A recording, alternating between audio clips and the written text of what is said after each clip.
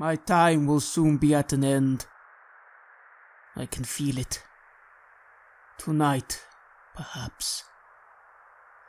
I am getting too old to keep resisting the pain in my heart. It gets worse each time. Yet what can I do? I must try to defend my house, my village, my children. I have done so for a long time, and for many years things were not so bad. We were able to keep back the wolves, the monsters for a time. Yet when the devil awakens from his slumber, things always get worse, this time especially. He wants her. But instead of taking her, he toys with us, torments us. We here in Barovia can no longer fight back. There is nothing left. Soon even I will be gone. What will I leave my children then? A forsaken land, filled only with death and despair. I am so sorry.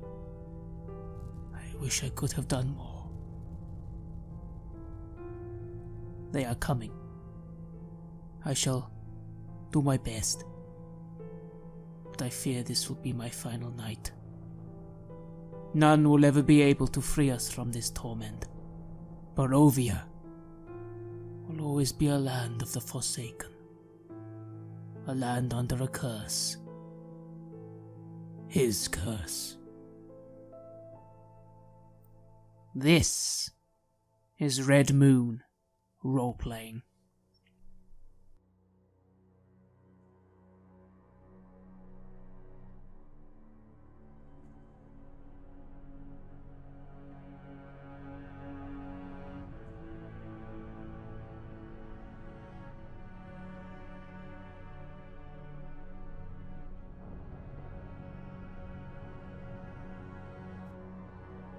The storm is raging tonight over the town of Beregost.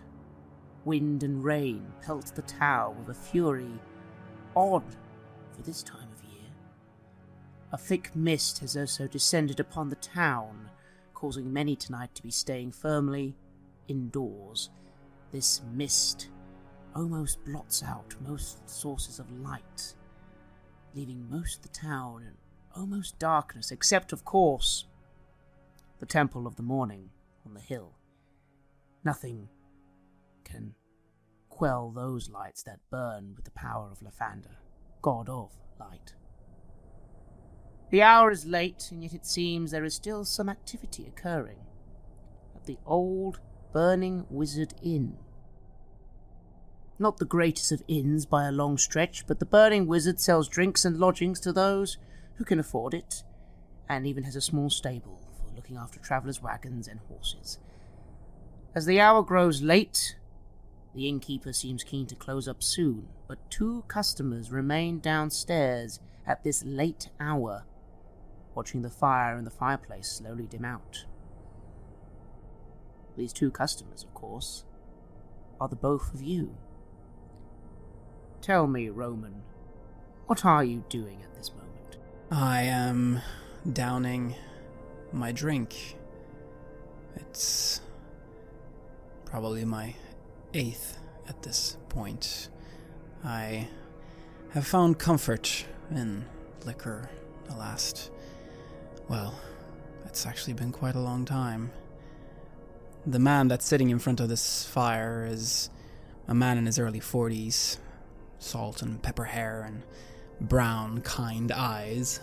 He's wearing simple brown robes and has a look of peace on his face, even after all those drinks, or perhaps because of them. Around his neck hangs the holy symbol of Lathander, the rising morning sun. Dawnbringer Roman. Yes, that is his title, honoring the god that loves him, the god that wouldn't let him die. It's all a facade, of course, but there's still a little left of the man he used to be. Enough. A better place to be, this inn, than out there in this storm. although you suppose you'll have to brave it soon to head back to the temple.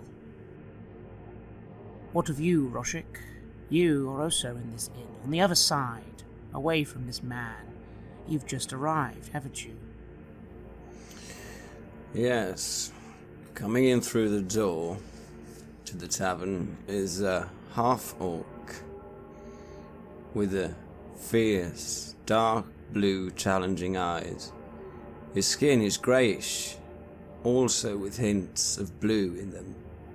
His black hair is braided into short plaits, though it's somewhat untidy and stained with something that might or may not be dried blood. He has a huge frame, standing tall, with a height of 7 foot 1 inches, or 215 centimeters if you prefer, with broad shoulders and heavy arms. He has a light hunch as he comes in, but he doesn't move without grace between the tables as he moves up to the tavern and to the counter. He's wearing a decent-looking chainmail and a leather cap. Just underneath the leather cap sticks out the little plaits of his black hair. From his hip hangs a long sword, and he has a small leather shield on his left arm and a pack strapped across his back. He looks like he's been out traveling through the afternoon and the early evening. He is carrying fresh bruises and a smear of blood on the left side of his face. You're not sure if the blood belongs to him or someone else. He goes up to the counter and looks at the palm. Yes, he does.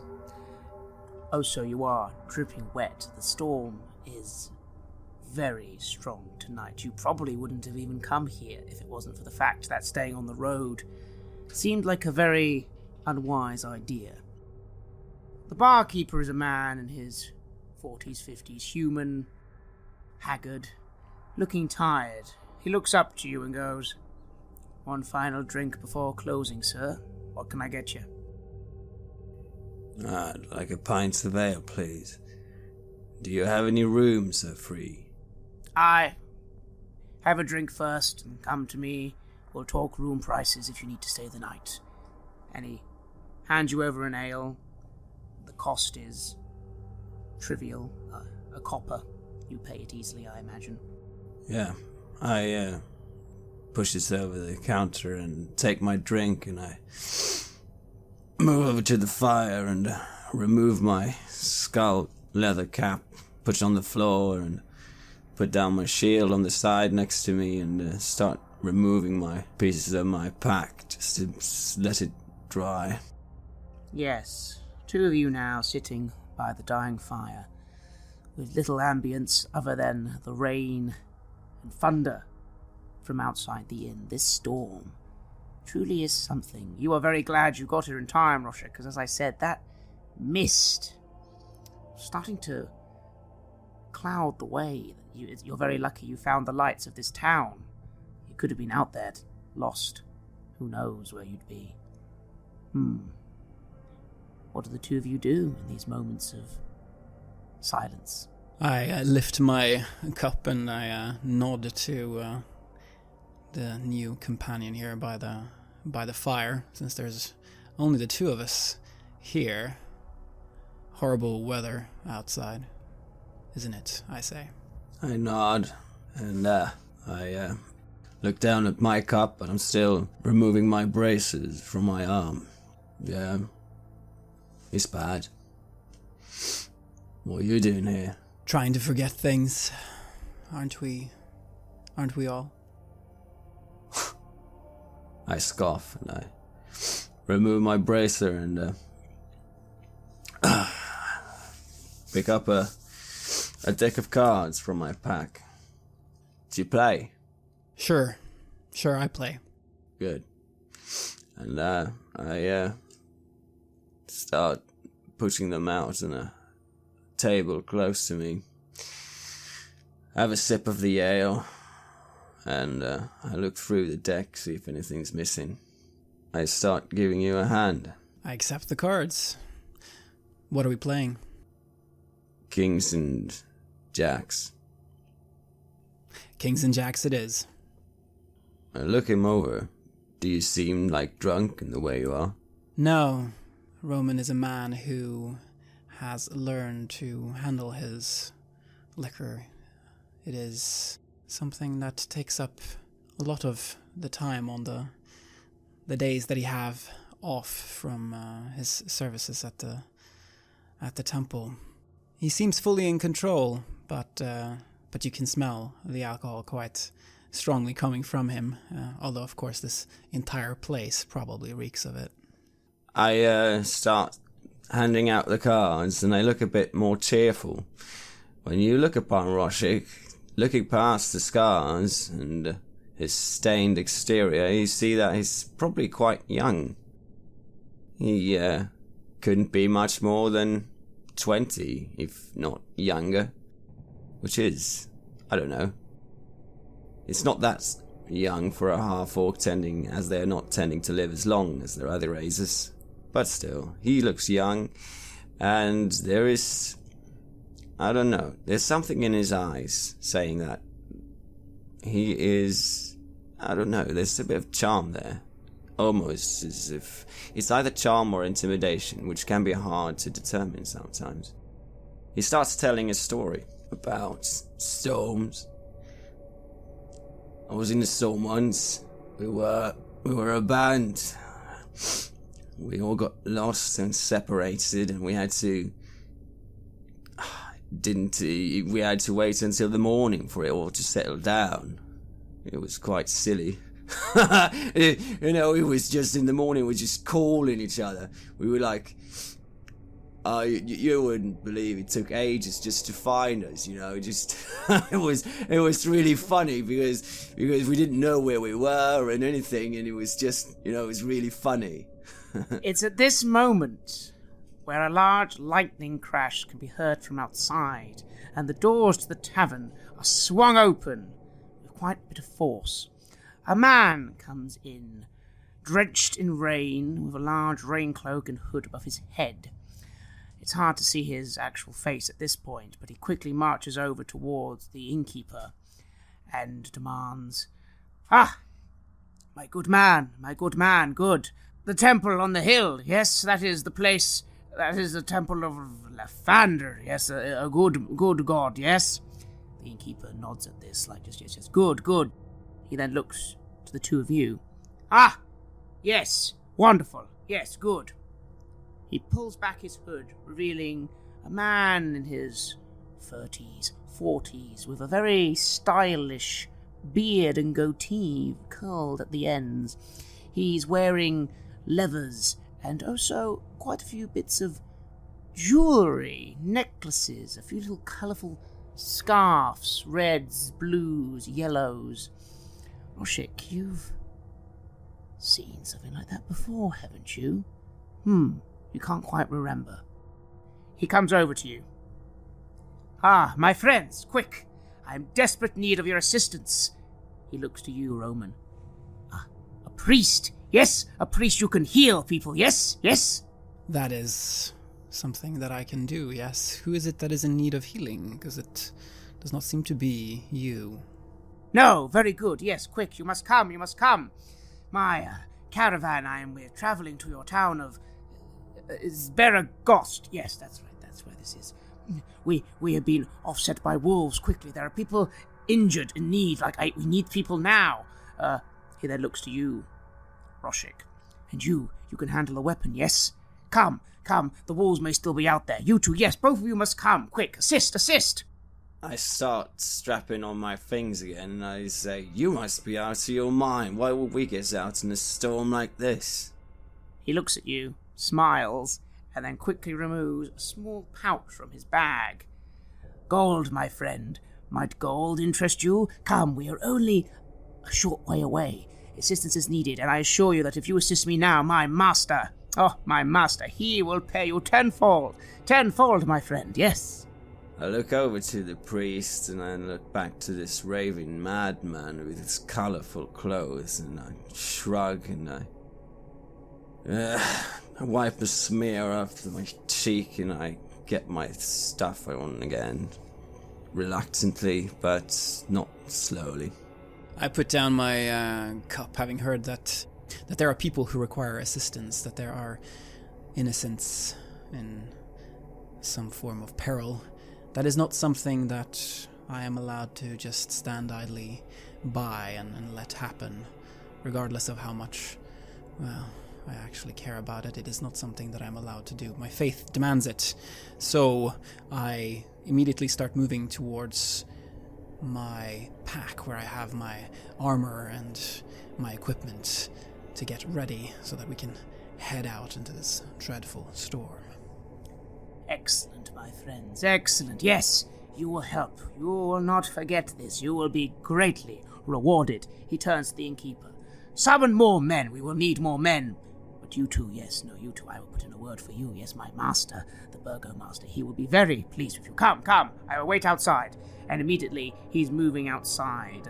He seems quite light on his feet, actually, as he sort of just darts out the door. I get all my things sorted, and I look at the priest, and then I push open the door and go outside myself. Yes, and I have put on my splint mail, I have my shield with me, and my trusty mace, shaped sort of like a sun at the end, symbolizing the rays of the morning lord, of my god whom I serve. You both leave the tavern, immediately greeted by a full face of storm and rain and wind. The storm is terrible.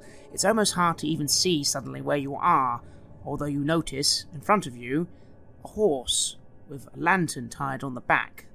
The individual jumps onto this horse and pats the lantern. Worry not, friends. I have a light with me. You will be able to follow. It is only a short few minutes out of the town, but quick. You have horses, yes? Yes. Yeah. Excellent. Go, get them, quick, my friends. Quickly, yes, indeed, yes. Alright, I start to pick up pace, because I don't want to stay out in this weather more than I have to. And I get over to the horse and I start riding after the lights, not paying much attention to Roman anymore. And Roman? Yes, I get up on my horse.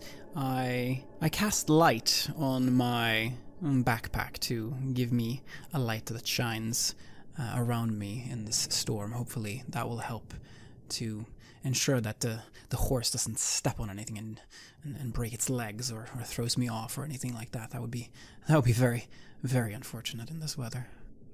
Indeed it would. Very, very wise. Indeed, your backpack glows with the light of your choice, of course, and creates a small radius of light. For a moment, that mist and darkness seem to recede, and yes, even though it is a dark and stormy night, you are in Beregost. You've been here a long time, Roman. You know these streets well. And the rider rides ahead, both of you following, out of the town, past the gates. You ride then down the hills nearby, and you keep moving on. But then, as you leave the town, that mist starts to set in suddenly, very heavily, very quickly. Suddenly, for a moment, the only light you can see is the light coming from your pack, Roman, and that light leading you ahead. You hear from in front of you the voice of this man.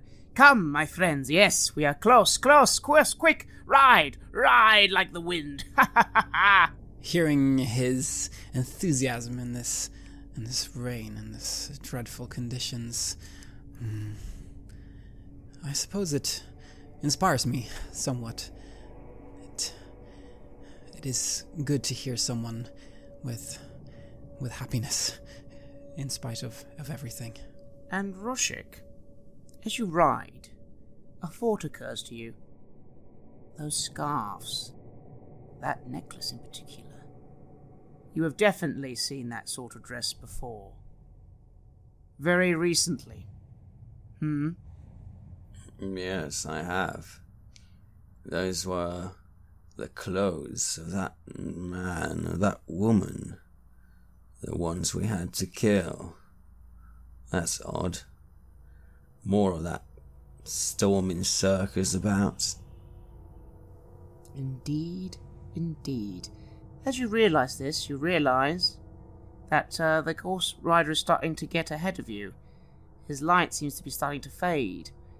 You hear then a final, "Good luck, my friends. Good luck. Ride. Ride." And then the light is gone. Wait, friend, where are you? I stop my horse, I rein it in. Very good. You stop your horse, Roman. Yes, not seeing the light ahead anymore. I have nothing to base where we're supposed to go on. I as well stop, and I ride up to where I've seen that Roshik has stopped. Did you see where he went? I shout to him over the sound of the storm. Is it still raging on the storm? Actually, you suddenly notice that it seems to have slowed. In fact, it stopped completely. What's that supposed to mean? Good luck.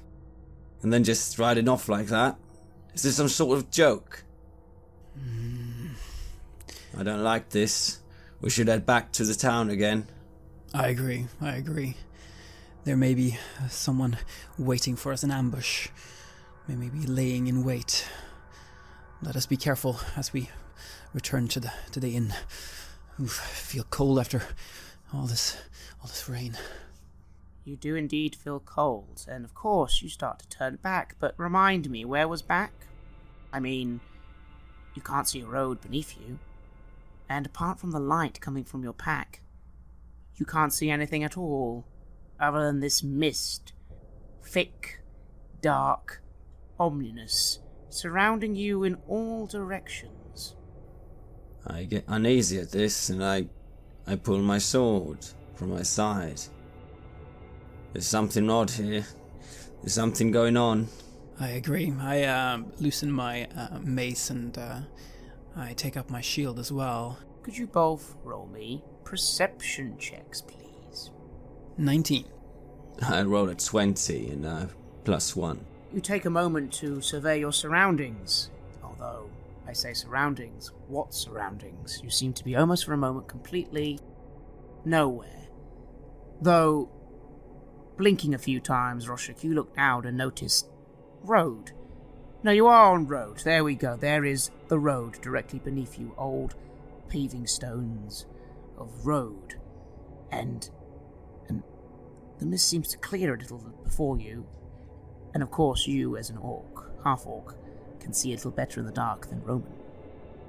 And can see, wait, is that forest? Yes. Yes, you seem to be on a road with some forest to your left and right, quite immediately. And of course, you also notice this, Roman.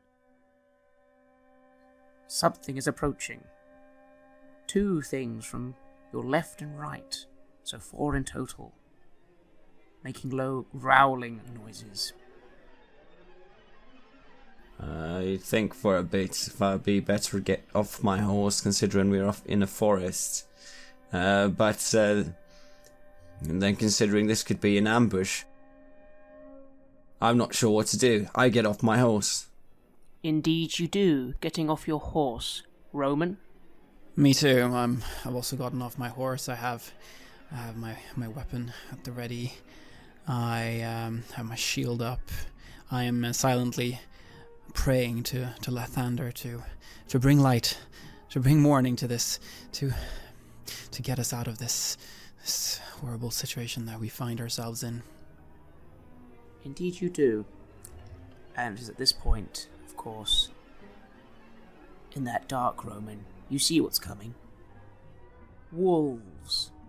4 wolves approaching you from these forest edges, looking at you with hungry eyes, but also something else.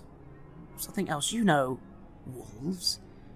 Why would they be attacking you like this? But they are attacking.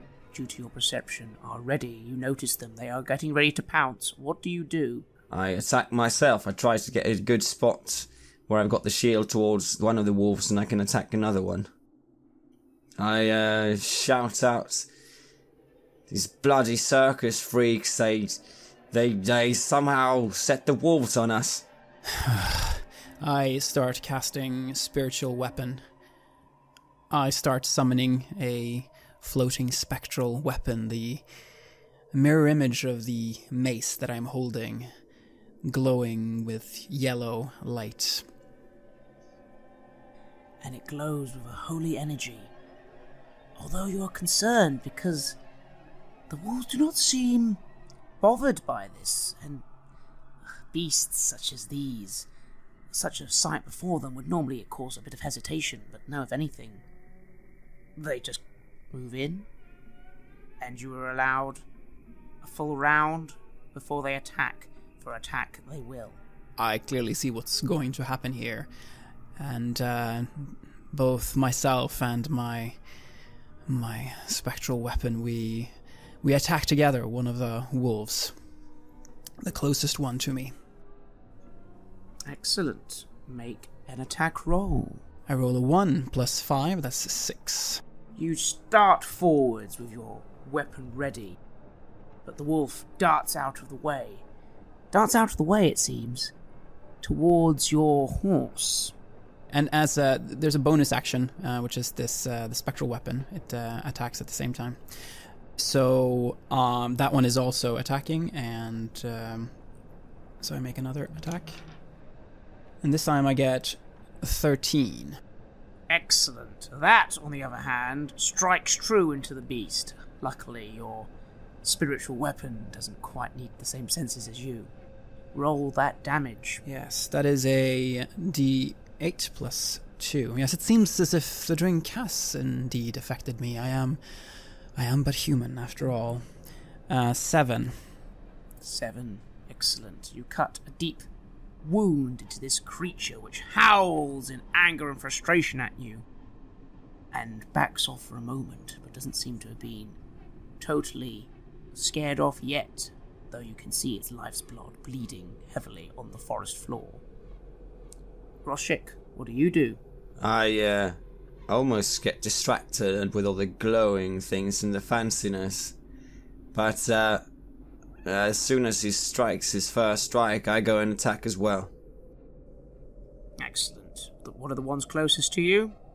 You have 2 wolves directly attacking you, it seems, and 2 wolves are focused on the priest. Yeah, I'm gonna attack the one that's on the right. On my right, that would be, yeah. To keep the shield towards the other one. Attack it, please.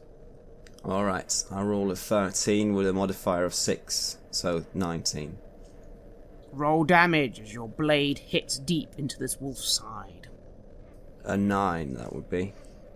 You drive your sword straight into this wolf's leg, practically cleaving it off. The wolf wails in pain and seems to hesitate for a moment, but still something in its eyes. Its eyes. Would you roll me animal handling quickly? Oh, 20 plus 1. You know wolves. You know how packs work. This is wrong. They should be retreating immediately. You've damaged 2 of them heavily. Something else is happening here. They are definitely being unnaturally coerced. I'm not sure how that would be, but with such a high roll, it has to be something magical. Interesting. There's something about these wolves. They're not rabid. It's something strange about them. I concur. Everyone, we now enter combat normally, so please roll initiative. I shall probably be last with 2. 11. Roshik, your turn again. What do you do? One wolf is very badly wounded. The other, though, is growling at you, ready to strike. Seeing as I almost cut the leg off one of them, I'm gonna go for the other one, swing around on that one. Strike it right down from above. I roll, let's see, 9 plus 6, 15. Another good hit. Roll damage. See, that's 4 plus 4 is 8. 8. Not quite as good a blow on this one as the other, but still a good, hard hit to its side as it howls in frustration. The wolves both seem very badly injured now near you. Normally they would be running away at this very moment, but something still is keeping them there. And it is their go. They all will move on their go, for simplicity. And they seem to both, the ones near you, Roshik, almost give a growl of defeat and move to dart past you towards your horse, and they descend upon it, both of them. The one wounded by the leg can only really go for the legs of the horse, but the one that seems stronger dives straight for the jaw and throat of your horse, and they descend upon it, and 2 really bad wounds are inflicted on your horse. Roshik, it's gushing from its throat, its life's blood. The other 2 wolves go for your horse, Roman. And again, they both make their attacks, biting at its legs, biting at its throat. Your horses weigh in dismay and distress. They were not armoured, they were just riding horses. They are in bad shape as these wolves are jumping upon them, using their pack tactics to get the best hits. It is your go, Roman. Yes, and then I shall go for the one that I already damaged, that my spectral weapon already damaged. Together we will take down this wolf and hopefully try to save my poor horse. And I roll 12 on my first attack, which is, unfortunately, again a miss as your mace just swings wildly aside.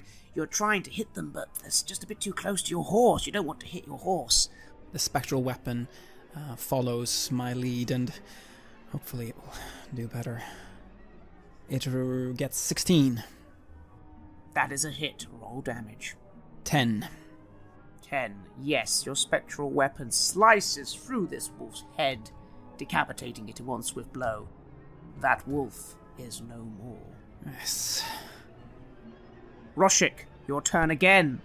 1 wolf has been taken down, but 2 heavily wounded wolves are still damaging your horse very badly. I get a bit, surprised at this, so they just rush past me all of a sudden, just going for the horses. This is really, really strange. I mean, wolves not retreating, and then it seems like... they're obviously not fighting to survive, because they're already dying almost. I go to attack, and I start to be really angry at these mongrels. And I get off my horse! And I start attacking the one that I hurt a little bit before. I roll a 20. A 20? Well, that, my friend, is a critical hit. I shall spare you the need to roll damage on this. Tell me how you kill this wolf. As it lunges up towards the throat of my horse, I come in from behind it, towards the back, and I just, with all my might, I just shove the longsword straight into its back, through its spine, and twisting around the weapon, and I try to pull it out with one additional slash at the other one, because I can do an action surge, can't I? You can indeed, yes. And I pull out the sword and I try to go for another straight blow for the one that I sliced the leg off. Very good, roll. I roll 16. Hit. And again, tell me how you kill this wolf. Having pulled the blade out of the other wolf, I cut from below up towards its stomach, opening it up all the way up. Indeed. And that wolf also whines a final whine of life before falling lifeless before your blade. 1 lone wolf remains. But it doesn't seem to pay any attention to the deaths of its brethren. No, it goes for 1 final bite on your horse, Roman. And in that final moment of lunge, this wolf, by the way, is the only wolf you haven't actually hit yet. It's still fresh and vigorous. And it goes straight for your horse's throat and tears it out. Your horse whines in despair as it collapses. Your go, Roman. Oh, this will not stand. This will not stand. Whatever it is that's controlling these poor animals will feel my wrath. But first this wolf. I move with my mace to try try to give it a good blow. Try to get it to back down. I roll 13. Roll damage. 5. Yes, 5. As you smack it on the head with the mace, a good hard hit.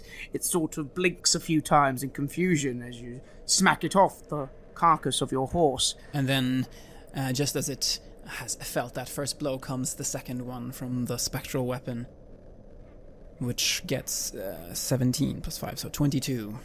Roll damage. And there we get 3 damage.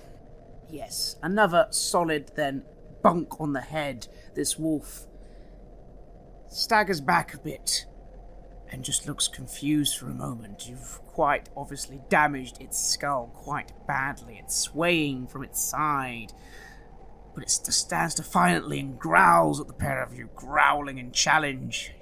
This is so strange. It should be running away. This force is powerful, Roshik, very powerful. Your turn. One wolf remains, very badly damaged. Go down, you stinking mongrel. Don't you understand a mace in the head? Go to attack it. What's that? That's a 7. Plus 6. 13. Roll damage. 9. And finally, you finish this beast with one swift blow, again, straight in its eye. It gives a gurgle of life before collapsing. The wolves are defeated. You are down a horse, and your horse, Roshik, is very badly wounded. He starts to lie down a little, whinnying heavily at you in despair and pain. I rush off to see first my own horse. I gather he is beyond all help at this point, yes?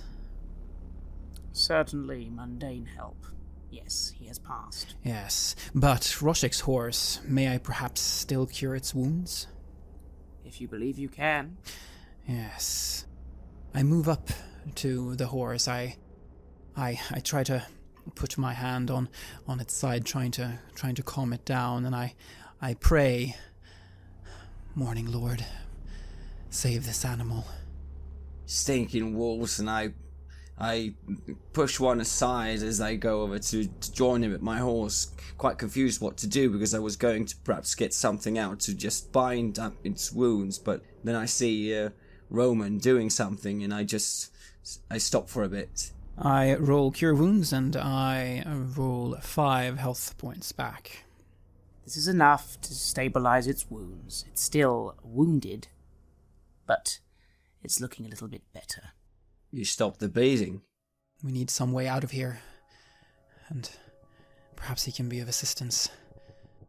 I dry off the blood on the wet grass and I look around me. Do I still see anything but the path? Roll me a perception check. 4. You look around, confused. Where are you? You see the path. You see forest, thick forest now on your left and right. Beyond that, very little. Roman, you roll me a perception check. I roll a 5. You are just as confused as him, although even more confused because you know these lands. What forest is this? You were riding at most 5 minutes. You should be very close to Beregost. This forest shouldn't... How have you got to this forest? Did you get that turned off the road? You both also notice that directly behind you, you can see almost nothing at all. It seems almost the way forwards on this road. You can make out the road continuing, but behind you, nothing. What do you do? I look around me, confused. I'm not sure where we came from. Is that the road we came from? What's the way back to the town? This isn't the coastway, and we're not close to High Hedge either. I have no idea where we are. This isn't how it's supposed to be. Where do we go then? I mean, I guess we have to... sod it. We're gonna have to set up camp here. At this mention of setting up camp, you hear very far off the sound of howling. multiple howlings. 2, 4, maybe 10. Things are coming. They'll be here soon. We had better get out of here. Perhaps they've smelled a horse, or perhaps these other wolves have somehow let them know there was something odd about them after all. We had better get out of here quickly. Where do we go? Up the road? Roads lead places, right? Perhaps this road will lead us somewhere safe. Yeah, that makes sense. Let's do that. Let's go that way. And I try to get my horse up on its feet again, and lead it. Can we ride on it, you think? You are hesitant to ride it so soon. You worry that could open its wounds again, even though they have been magically healed. Right. Well, best to lead the horse then. Try to move as fast as we can. You start following the road then? Yes, and I pick up my pack, all my things from my now dead horse, and yes, I set off to follow Roshik. You begin following the road. The night, oppressive, dark, truly dark. You notice it now. There is something about this darkness that is not natural. You hear whispers on the wind. The trees almost seem like they have hands trying to claw at you as you pass by. They're not, of course, they're just trees, but noticing this forest around you, this is thick, wild, and intimidating forest. Whispers on the wind. Whispers, Roman. For a moment, a sound. A sound you haven't heard for a while. The sound of a woman. She's calling for help, Roman.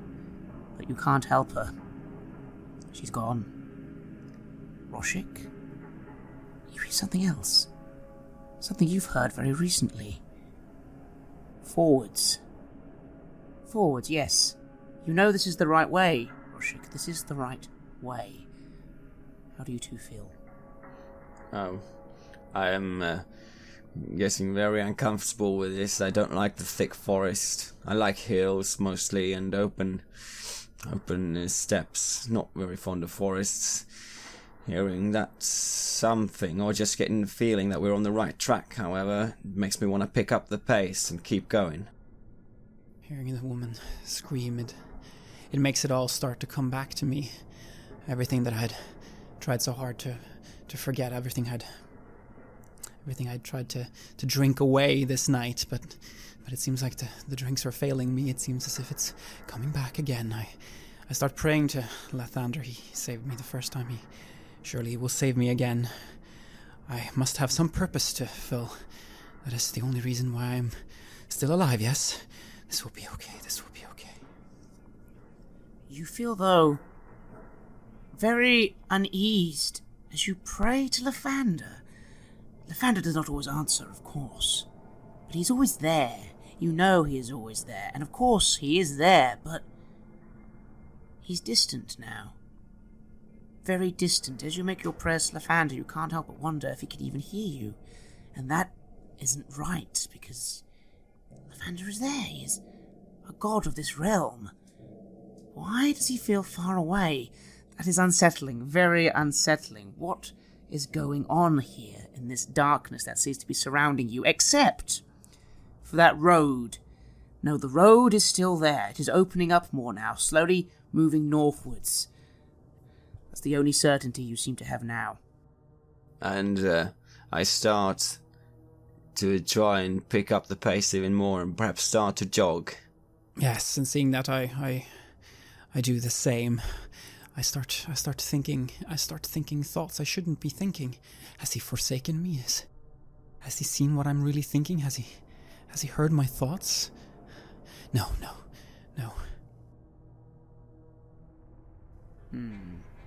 Yes. Roman, roll me another perception check. 17. Yes. And that's when you hear it then, on the wind, above that whisper that seems to fade away. This one's more clear. Laughter. And then it's gone. but that laughter seemed to come almost immediately after you had those thoughts. Someone found your thoughts very amusing. This makes me even more unsettled. It is not a laugh I recognize, of course. What is this place? What is this place? Lathander, come back. He does not answer you, Roman. But you do keep moving forwards. The sounds of these wolves still distant. Distant it seems, because you are moving. You know how to keep pace, Roshik. Yes, you made the right choice. Staying put would have been bad, but these things are coming from behind you. You need to keep moving. And then, suddenly you notice something is ahead, and Roman, you notice this too, as the darkness seems to recede a little. It's almost like you are now seeing by moonlight. But you look to the sky, and there is no moon. Jutting from the impenetrable woods on both sides of this road are high stone buttresses looming grey in the fog. Huge iron gates hang on the stonework. Dew clings with cold tenacity to rusted bars. This massive iron gate seems to have two headless statues of armed guardians flanking the gate, their heads now lying among weeds at their feet. They greet you only with silence. Yes, you see a massive iron gate before you, flanked by these two statues, and you can just about see walls heading out into the forest from these walls. These walls are high, 50, 60 feet at least. You cannot see beyond them. They are towering above you. These iron gates are slightly ajar. What do you do? Is it open enough to get through? Yes. They seem just open enough for you to just walk through. But you're still, at this point, maybe 2-3 minutes away from the gates. I don't make much of a comment about it. I just keeping moving. Would either of you like to roll a history check? 11. Yes. Roman. This isn't possible. This construction is immense. This is not 5 minutes from Beregost. You just look confused, and you probably would be thinking of what we've read, but you are so distressed at this moment. You're not thinking clearly. Now, Roshik, your historical knowledge is probably not as learned as a Roman, would you say? No. I have read this and that. Not much. I'm not that very good a reader. I'm not bad either. It's just, you usually don't encounter much out on the roads and in the hills. That, accounts for a library. You still know enough to know that this is unusual. Again, you know the area a little. This is a massive, almost like a fortress wall, suddenly in the middle of this forest. You can tell, though, it's old. The decrepit statues once must have been far more intimidating than they are now. As we get closer, I remark on this. I'm not too familiar with these areas, but I don't recall ever hearing anything like this. This is almost like some sort of stronghold. Do you know this place? No, we are nowhere close to Beregost now. Something must have taken us somewhere else. But this structure, it is unbelievable. It was that damn joker. That one in the colored clothes. He was out to get us. He was trying to do this. He set us up. He did at that, he did. Well, there isn't much choice, is there? We need to find some place that is safe and, well, I suppose this is some form of safety, wouldn't you say? We'll be behind walls, at least. But I don't know what else lives in there. I'm not particularly keen to find out. Me neither. It can't be anything good. It can't be anything good. And I keep searching. I keep asking in my thoughts. I keep asking for Lathandra. I keep asking for his guidance. I keep begging him to guide me, to send me back. But I don't hear anything. He is nowhere. This makes me feel very, very sad. He has been there. He has been there since as long as I can remember, and now he's gone. It's as if a part of me is missing. This is all very true, although you suddenly come upon a realization. He must still be there a little, otherwise you could not cast your magics. That's right. If he was truly gone, you would have no power. You still have your power. Perhaps we just need to find the way. Perhaps we just need to get in here, and then we can search, and then I will find him, and then things will be okay again. Indeed. And as you are thinking these thoughts, you notice again behind you that mist, thick and heavy. It's right behind you. Is it following you? You think so. What do you do? Let's go. Towards the gates. I don't look at him, I look around and I keep moving, yeah. And you make it to the gates, and you peek through, and you see beyond countryside. Not very far, it is still dark, although here, for now, the night seems to almost look normal again. Normal enough to see anyway. A few moments of logic make you feel that this wall is almost like a great wall built between the forest on the side you're on and the forests continuing on this side. You can't see where it ends or even begins other than this gate, but it seems to stretch as far as your vision can see. And before you, yes, more road. I look up into the sky. Are there stars? Is there a moon here? No, it is still a pitch-black sky, and yet the element of moonlight does seem to be present. Easier for Roshik to see, but even you, Roman, now at least feel like you can see beyond you into the night, not very far. But in the distance, there are some lights, multiple lights. A village, perhaps? At the end of this road? I see if there's any way I can seal the gates behind us, just to make sure the wolves won't follow. As you turn to close the gates, which I assume you've now both walked in through, yes? Yes. You do not need to. As soon as you try and touch the gate, it has already begun to close. Loud creaking, groaning sounds echo about you as chains start to draw forth from these two statues. And the gates creak, creak, creak, and shut solid behind you. I pull my longsword and I shout, stinking magic's putting us in here. It's just a prison, and I try to cut at the chains with my longsword. They are heavy and old, and all your longsword does is dent them very slightly. If anything, your sword seems to be more damaged by these attempts to strike at them. Curse it. Can you remove these? I look at the gates slowly closing, and I just shake my head to Roshik. There's nothing I can do.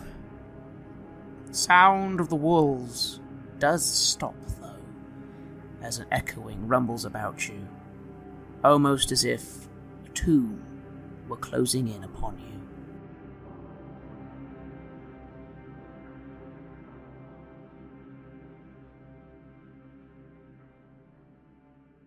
You have listened to an episode of Red Moon Roleplaying, where we play the campaign Curse of Strahd for Dungeons & Dragons 5th edition.